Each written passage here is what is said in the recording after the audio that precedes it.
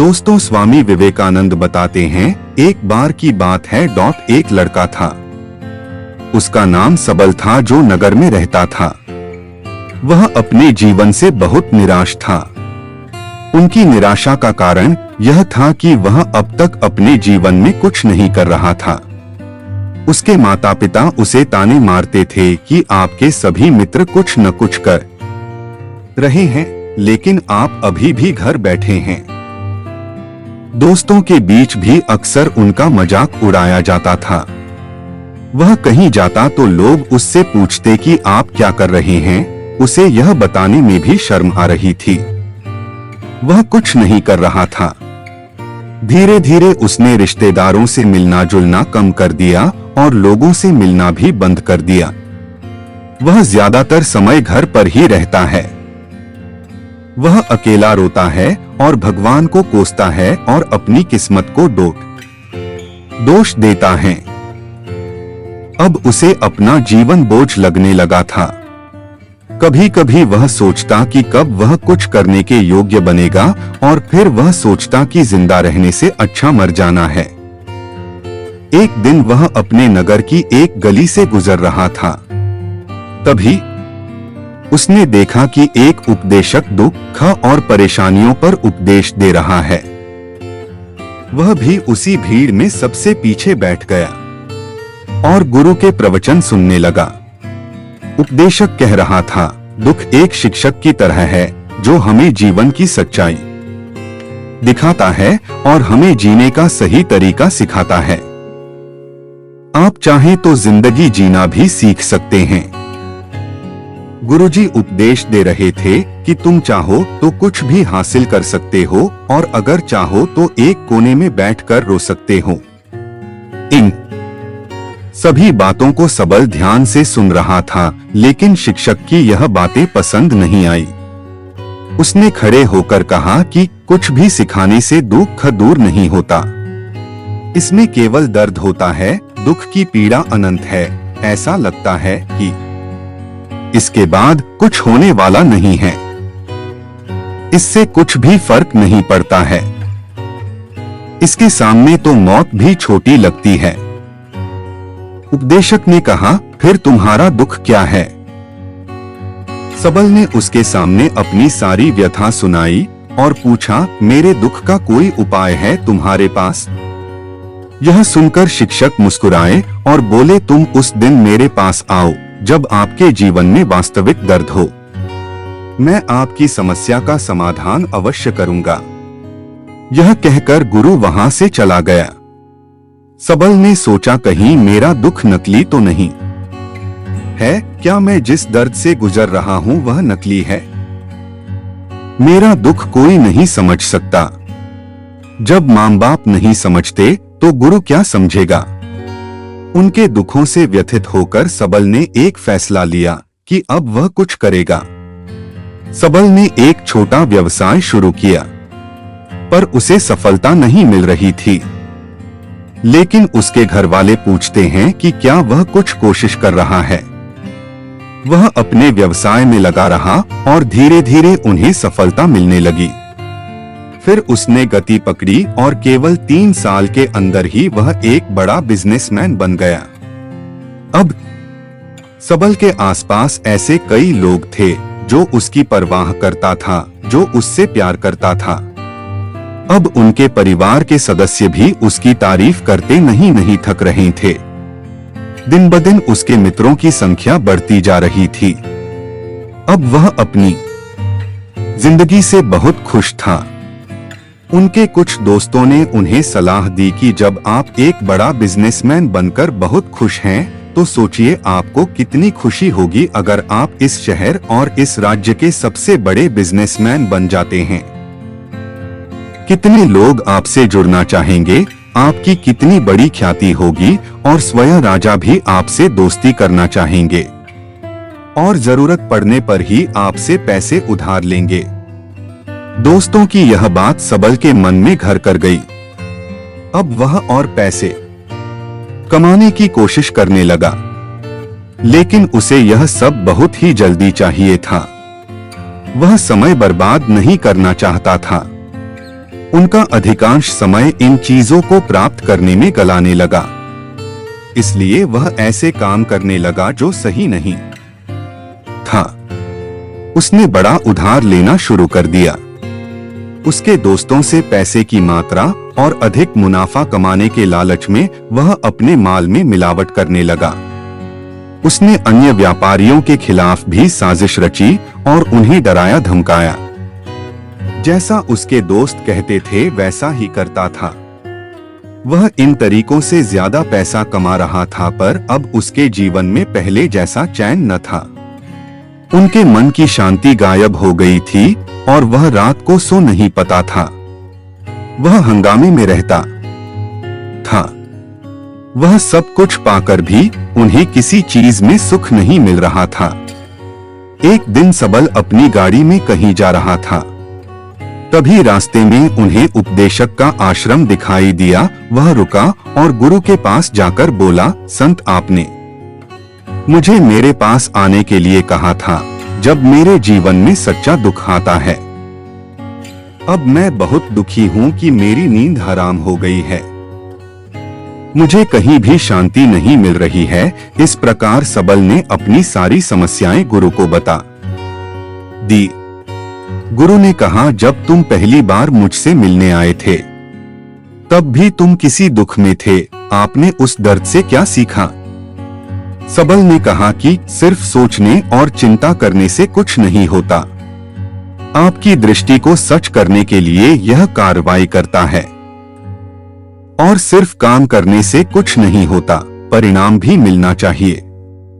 जब आपको लगता है कि आपका लक्ष्य हासिल नहीं होने वाला, तब राह में चाहे कितनी भी मुश्किलें आ जाएं, मन कितना भी निराश क्यों न हो, कितना भी लगता हो कि अब कुछ नहीं होने वाला है, तभी विश्वास करें, मैं जो भी कर रहा हूँ उसमें अवश्य सफल होऊंगा। खुद पर ध्यान दो, लोगों पर नहीं। लोग केवल सफल लोगों का सम्मान करते हैं। कोई कितना भी अच्छा क्यों न हो, वह हमेशा लोगों की नजरों में बोझ बने रहते हैं। यह सब सुनकर उपदेशक मुस्कुराया और बोला, जब आपके पास है तो यह वास्तविक दुख नहीं है। अपने जीवन में वास्तविक दुख आए तब मेरे पास आओ, मैं उसे ठीक कर दूंगा। सबल ने जाते समय साधु को सोने के सिक्कों से भरा घड़ा भेंट किया। घड़े को देखकर गुरु ने कहा कि यह मेरे किसी काम का नहीं है। उस पेड़ के नीचे गड्ढा खोदकर गाड़ दो। सबल ने घड़े को पेड़ के नीचे दबा दिया, जैसा कि गुरु ने बताया, और वहां से चला गया। कुछ दिनों से कारोबार ठीक चल रहा था, लेकिन व्यापार के गलत तरीके के कारण धीरे धीरे उसे व्यापार में घाटा होने लगा। उसकी सारी दौलत धीरे धीरे खत्म होने लगी और एक दिन ऐसा भी आया जब उसके पास कुछ भी नहीं बचा और उस पर कर्ज का बोझ चढ़ गया था, परंतु वह निश्चिंत था क्योंकि उसने अपना सारा कर्ज अपने दोस्तों से लिया था। उसने सोचा कि उसके दोस्त बुरे वक्त में उनके साथ खड़े रहेंगे, लेकिन ऐसा कुछ नहीं हुआ। जैसे ही बुरा वक्त आया, दोस्त पहले उससे कर्ज मांगने लगे। अगर उसने कर्ज नहीं लौटाया, उन्होंने उसे जान से मारने की धमकी भी दी। उनके सभी शुभचिंतक और प्रियजन उससे दूर हो गए। उसके दोस्त जो उसके साथ मस्ती किया करते थे, अब उससे दूर भाग रहे थे। उसका परिवार उसकी गलतियां और कमियां गिनने लगा। उनकी सारी संपत्ति नीलाम कर दी गई और उसके पास कुछ भी न बचा। जब उसने अपने पिता से मदद मांगी, पिता ने कहा कि मेरे पास थोड़ी सी संपत्ति है, मैं तुम्हारी माँ को क्या कहूँगा अगर मैं तुम्हें दे दूं? यह संपत्ति हमारा अंतिम उपाय है।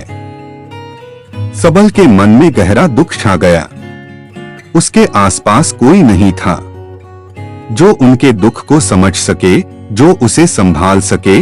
जनता के इस विश्वासघात के कारण वह अंदर से टूट चुका था। वह सोचने लगा कि अब जीने का क्या मतलब है, अब मौत ही मेरा सहारा है। वह आत्महत्या करने के लिए पहाड़ी पर जा रहा था, तब से उसे याद आया कि उस शिक्षक ने उससे कहा था मेरे पास आओ जब तुम्हारे जीवन में वास्तविक दुख हो।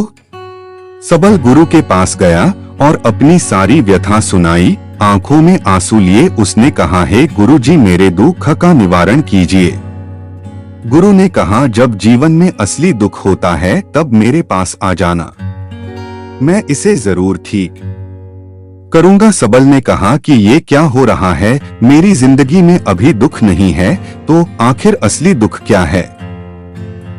गुरुजी ने सबसे कहा कि पहले आप मुझे बताओ, आपने अपने दुख से क्या सीखा? सबल ने कहा कि मैंने वह सीखा जो लोग हमारे जीवन में आते हैं, वह हमारी सफलता और प्रगति के कारण वो हमें धोखा जरूर देंगे, क्योंकि बुरे समय में वे हमारे साथ नहीं खड़े होंगे।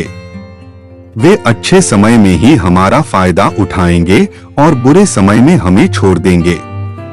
उन लोगों पर ही भरोसा करें जो हमारे बुरे समय में हमारे साथ खड़े रहते हैं। लेकिन ऐसे लोग बहुत कम होते हैं, लेकिन जिनके पास है उन्हें उनकी सराहना करनी चाहिए, उनका अपमान नहीं करना चाहिए। मैंने कभी भी किसी के खिलाफ साजिश नहीं रखना चाहिए। अपना काम ईमानदारी और धैर्य से करें और कभी लालची मत बनो। अपने सारे दुख दर्द और अनुभव बयां करने के बाद सबल गुरुजी के सामने आंखों में आंसू लिए बैठ गया। कुछ देर बाद साधु उठे और पेड़ के नीचे एक गड्ढा खोदा और घड़ा निकाल लिया जो सोने के सिक्कों से भरा हुआ था। उसने सबल को देकर कहा, मेरे पास आओ जब तुम्हारे जीवन में वास्तविक दुख हो। सबल ने अपने शिक्षक को धन्यवाद दिया और उसे प्रणाम करके चला गया। उस पैसे से उन्होंने एक छोटा सा व्यवसाय शुरू किया। अब वह छोटा व्यापारी बनकर भी खुश हैं। उन्होंने पूरी लगन और ईमानदारी से कारोबार किया। जल्द ही वह अपने शहर का एक बड़ा व्यापारी बन गया। उनका जीवन सुख सुविधाओं से भरा हुआ था। लेकिन कोई कितना भी अच्छा क्यों न हो, लेकिन जीवन में दुख आता है तो सबल के जीवन में भी दुख आते थे। अपने माता पिता की मृत्यु के रूप में वे दोनों एक ही दिन मर गए। सबल अपने माता पिता से बहुत प्यार करता था, इसलिए उनके निधन से उन्हें गहरा सदमा लगा। वह शवों को डोट ले गया, दोनों को श्मशान घाट ले गया जहां अंतिम संस्कार किया गया। वहां उसने अपने माता पिता का शव जलता हुआ देखा तो उनका मन बेचैन हो उठा। उसके मन में कई सवाल उठने लगे। वह घर वापस आ गया, इसलिए उसने अपने माता पिता के घर और संपत्ति को देखा जिसके लिए उनके पिता हमेशा लड़ते रहे। आज जो छूटा पड़ा है, जिन्होंने इसकी देखभाल की, इसके लिए लड़ने वाले इस दुनिया से चले गए। उसके पिता ने जो कुछ कमाया वह सब यहीं रह गया। एक दिन पहले तक उसके पिता मारपीट करते थे किसी के साथ उसकी संपत्ति के लिए। आज वो खुद इस दुनिया से चले गए। उसका मन ऐसे अनेक विचारों के बवंडर में था। वह अंदर से अकेला और डरा हुआ महसूस कर रहा था। वह खाली महसूस कर रहा था। उसे लगा कि कुछ है, वह समझ नहीं सका। इसलिए वह गुरु के पास गया। उसे देखकर गुरुजी ने कहा, क्या जीवन में कोई दुख है?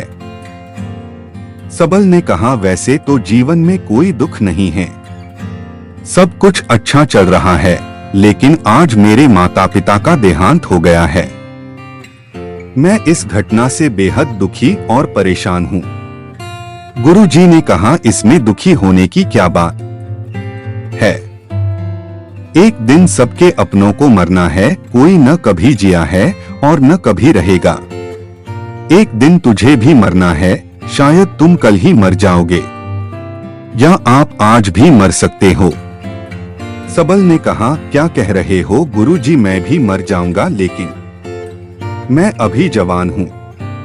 गुरु ने कहा कि सब जी रहे हैं इस भ्रम में कि मृत्यु केवल दूसरों को आती है, बड़ों के पास ही आती है। लेकिन जवान और बूढ़े मर जाते हैं, बच्चे मर जाते हैं।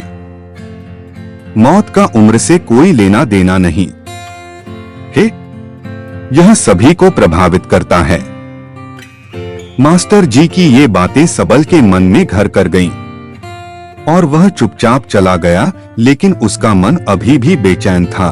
वह खाली महसूस कर रहा था। वह सारा दिन अपने बारे में ही सोचता रहा कि वह कौन है, वह इस दुनिया में क्यों आया है, क्या जीवन का लक्ष्य केवल चीजों को खाना और मरना है। ऐसे कई सवाल उसके दिमाग में लगातार उठ रहे थे, लेकिन उन्हें अपने किसी भी सवाल का जवाब नहीं मिल रहा था और उसका दुख दिन ब दिन बढ़ता ही जा रहा था।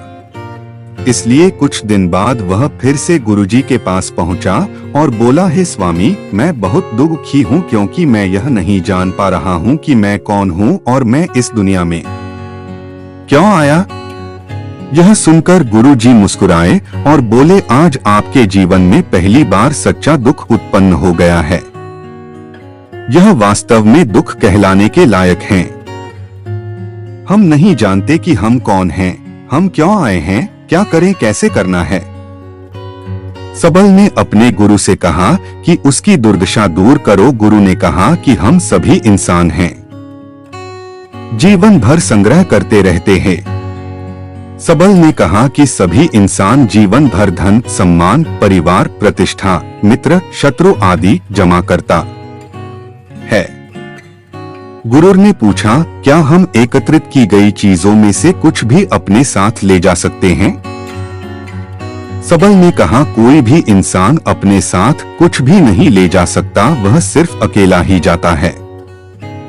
मेरे माता पिता भी अपने साथ कुछ भी नहीं लेकर गए, सब कुछ धन संपत्ति वैभव सब कुछ यहाँ पर छोड़कर गए। शिक्षक ने कहा, अब मेरी बात ध्यान से सुनो, इस संसार में हमें जो संग्रह करना चाहिए वह हम नहीं करते। चीजें हमारे सामने होती हैं, लेकिन हम उन्हें देखने की कोशिश नहीं करते। हमें इस दुनिया में जो कुछ भी इकट्ठा करना है वह हम खुद हैं। हमें खुद को जुटाना होगा ताकि जब हम मरें तो हम एकजुट हो सकें और खुद को पहचानने में सक्षम होने के लिए हम अंदर बंटे हुए हैं। हम प्यार, नफरत, गुस्सा, ईर्ष्या में बंटे हुए हैं। क्रूरता, धन, स्थिति, प्रतिष्ठा, सम्मान, पहचान, धर्म, जाति, सैकड़ों हजारों ऐसी चीजों और इच्छाओं में हम विभाजित हैं और टुकड़ों में जीवन जी रहे हैं। इस विभाजन के कारण हमारी चेतना कभी एक नहीं हो सकती। हमारी चेतना शक्ति बिखरी हुई है, इसलिए हमारे पास इतना समय नहीं है, इतनी ऊर्जा नहीं कि हम मुड़ सकते हैं और अपने भीतर देख सकते हैं। वास्तव में धन, सम्मान और सुविधाओं का अभाव, लोग इसे दुख समझते हैं और जीवन भर के लिए जो दुख कहकर रोते रहते हैं।